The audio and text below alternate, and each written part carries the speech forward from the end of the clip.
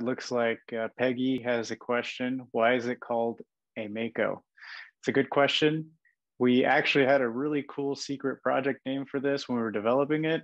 And we found that there was that name had conflicts with things in the industry already. But we also recognized that this kit was going to make backflow testing a lot faster for the testers that used it. And I don't know if you're aware, but the Mako shark is the fastest shark of all the sharks. So that's kind of how we landed on that name. I also see another question that's asking, do the hoses come with the kit?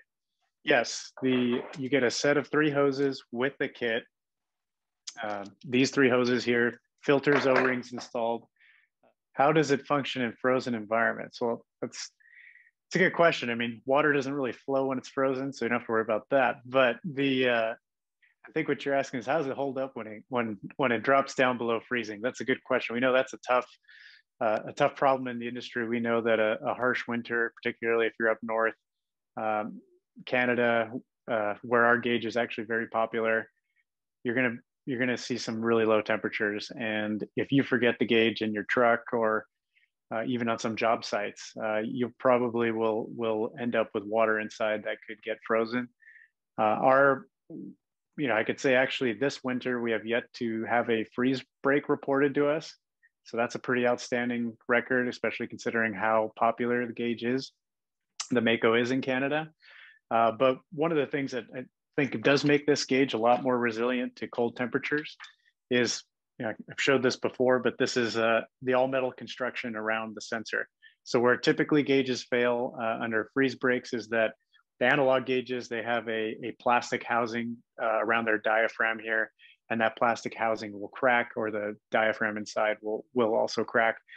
We have all metal brass construction and a stainless steel housing. So ours tends to be a lot more durable in general. I got another question here. What are some of the technical challenges that it can address that old technology does not? Well, one of the things that I mentioned was the Bluetooth and the reporting, and then making it easier on record keeping for the technicians. We know that a lot of technicians spend a lot of time maintaining their records, and this is going to make that a lot easier and a lot smoother once we have the Bluetooth integrated. But there's a lot of productivity gains in the gauge, even without having to pair it to a phone. I've kind of mentioned a lot of the little ergonomic features from being a lot easier to hold, use, to hook to things, the hoses being a lot easier to use and connect, and just a lot of little details from the rubber grips to the knobs and the easy to read display. All those little productivity details kind of add up, and it's also a friendly gauge to learn how to use, because we have all the knobs labeled and all our test procedures well documented and easy to find. You're going to be able to pick this up and start testing really easy. As far as technical challenges, the biggest technical challenge actually that I think is missing in the industry is number one is accuracy. So we talked about how much more accurate this gauge is. We've received reports from trainers and technicians that have, in fact, we've observed this in our own field testing, that will actually test an assembly that's supposed to fail and pass it because their test kit doesn't have the accuracy and response time to be able to measure that properly. So there's a large amount of assemblies out there that are passing that shouldn't be. In fact, we had one trainer tell us that he removed a check valve out of one assembly and was still getting passing readings with an analog test kit. And he tried that with a bunch of different analog test kits he had, and saw that problem on more than just one. And when he uses ours, he got there right away. He was able to diagnose that check valve. He also told us an interesting story about if you have a small leak on check valve 1 in a DC, if you won't find it until you get to check valve 2 with an analog gauge. But he says with our gauge, you find it right away on the first try. So there's just some of the accuracy, the response time. Actually are doing a much better job of testing the backflow assemblies and determining a failure when it's supposed to be failing, and also helping you diagnose what's wrong with the assembly when it does fail. I think, is there any online training if you live in a state that does not have a trainer?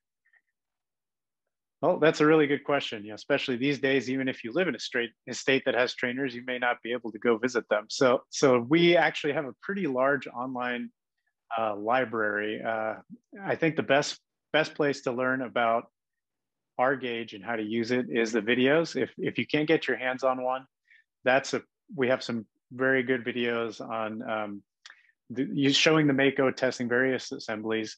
Like I said, we got all the assemblies in the 5 valve, and we have a lot of other assemblies with the 3 and the 2 valve.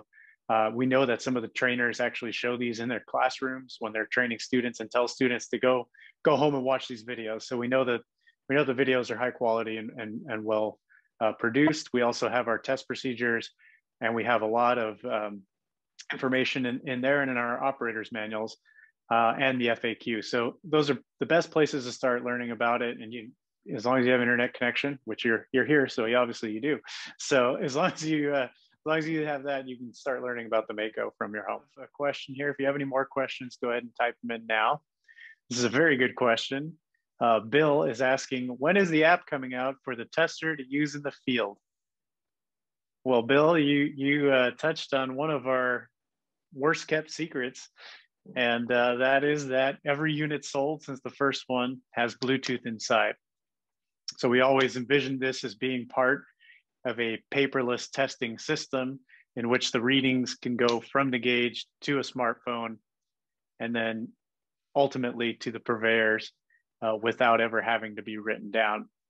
So that has been included since the very first one. And when we do have an app, it will be backwards compatible. We're actually going to be previewing that app next month at the Trio virtual show. So if you attend that, you'll get a sneak peek at what the app might look like.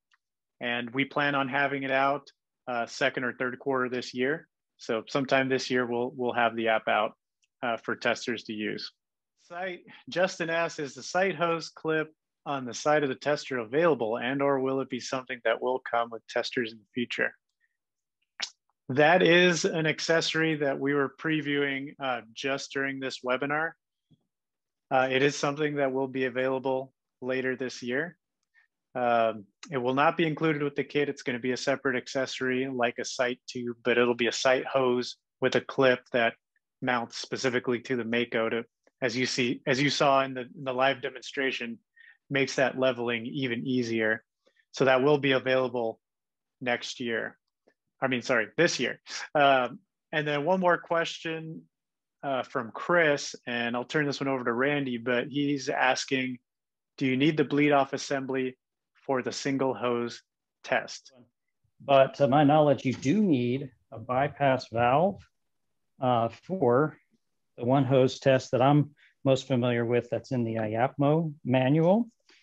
They do recommend having that.